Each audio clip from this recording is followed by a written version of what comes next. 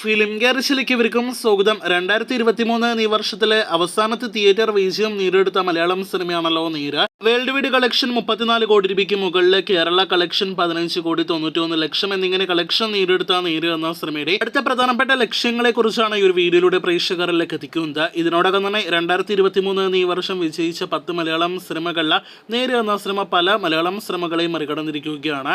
മധുരമനോഹര മോഹം, കാതൽ, ഫാലിമി, ഒപ്പം തന്നെ വോയിസ് ഓഫ് സത്യനാഥൻ തുടങ്ങിയ മലയാളം സിനിമകളെല്ലാം തന്നെ മറികടന്ന സിനിമ കഴിഞ്ഞ ദിവസം ഗരുഡൻ എന്ന സുരേഷ് ഗോപി നായകനെ എത്തിയ ഈ വർഷത്തിലെ തിയേറ്ററുകളിൽ വിജയിച്ച സിനിമയും മറികടന്നിരിക്കുകയാണ്. 27 കോടിയായിരുന്നു ഗരുഡൻ എന്ന സിനിമയുടെ ഫൈനൽ വേൾഡ് വൈഡ് കളക്ഷൻ. ക്ലാസും മാസം നിറഞ്ഞ ഇൻവെസ്റ്റിഗേഷൻ ത്രില്ലർ സിനിമയാണ് ഗരുഡൻ എങ്കിൽ പോലും സിനിമയിലും കോർട്ട് റൂം ഡ്രാമ പശ്ചാത്തലമായി വന്നിരുന്നു. ഇപ്പോഴത്തെ ആ കോർട്ട് റൂം ഡ്രാമയേക്കാൾ ഒരു മുഴുനീള കോർട്ട് റൂം ഡ്രാമ സിനിമ ഇപ്പോഴത്തെ നീര് എന്ന സിനിമ ഗരുഡന്റെ ഫൈനൽ കളക്ഷൻ മറികടന്നിരിക്കുകയാണ്. കഴിഞ്ഞ വർഷവും ഇതേപോലൊരു റിയലിസ്റ്റിക് കോർട്ട് റൂം ഡ്രാമ സിനിമയായിട്ട് തിയേറ്ററുകളിലേക്ക് എത്തിയ എന്നാൽ താൻ കേസുകൂട് എന്ന സിനിമയുടെ ഫൈനൽ കളക്ഷനും ഇപ്പോഴത്തെ നേരെ മറികടന്നിരിക്കുകയാണ്. 34 കോടിയായിരുന്നു എന്നാൽ താൻ കേസുകൂട് എന്ന സിനിമയുടെ ഫൈനൽ വേൾഡ് വൈഡ് കളക്ഷൻ. അങ്ങനെ സമീപകാലത്ത് കോടതി കണ്ട, അതല്ലെങ്കിൽ മലയാള സിനിമ ഇൻഡസ്ട്രിയിൽ കോടതി കണ്ട സിനിമകളിൽ ഏറ്റവും കൂടുതൽ പണം വാരിയ സിനിമകളിൽ പല സിനിമകളെയും മറികടന്ന നേര് എന്ന ലാലേട്ടൻ സിനിമയ്ക്ക് ഇനി മറികടക്കേണ്ടത് 2022 റിലീസ് ചെയ്ത കൂടുതൽ ദൈർഘ്യമേറിയ കോർട്ട് റൂം കണ്ട സിനിമകളിലെ ജനഗണമന എന്ന സിനിമയുടെ ഫൈനൽ വേൾഡ് വൈഡ് കളക്ഷനാണ്.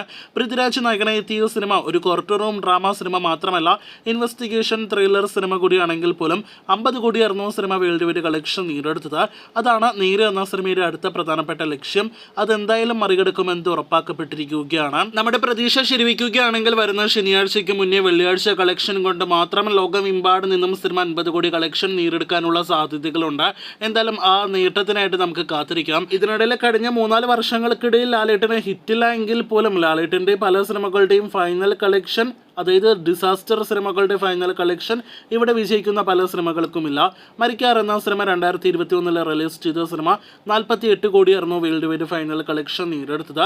അതിനു മുന്നേ തിയേറ്ററുകളിലേക്ക് എത്തിയ മറ്റൊരു ദുരന്ത ലാലേട്ടൻ സിനിമ എന്ന വിമർശകർ പറഞ്ഞുകൊണ്ടിരിക്കുന്ന ഒടിയൻ എന്ന സിനിമ ഫൈനൽ കളക്ഷൻ 54 കോടിയായിരുന്നു വേൾഡ് വൈഡ് കളക്ഷനായിട്ട് നേടിയെടുത്തത്. ഈ പറഞ്ഞ 2 സിനിമകളെയും നേരെ മറികടക്കും. അതിനുശേഷം എത്ര കോടി രൂപ വരെ നേരെ പോകുമെന്നാണ് നാം ഉറ്റുനോക്കുന്നത്. കാത്തിരിക്കൂ നേരിന്റെ വരാനിരിക്കുന്ന ദിവസങ്ങളിലെ കൂടുതൽ ബോക്സ് ഓഫീസ് വിവര അപ്ഡേറ്റുകൾ കേട്ടാം.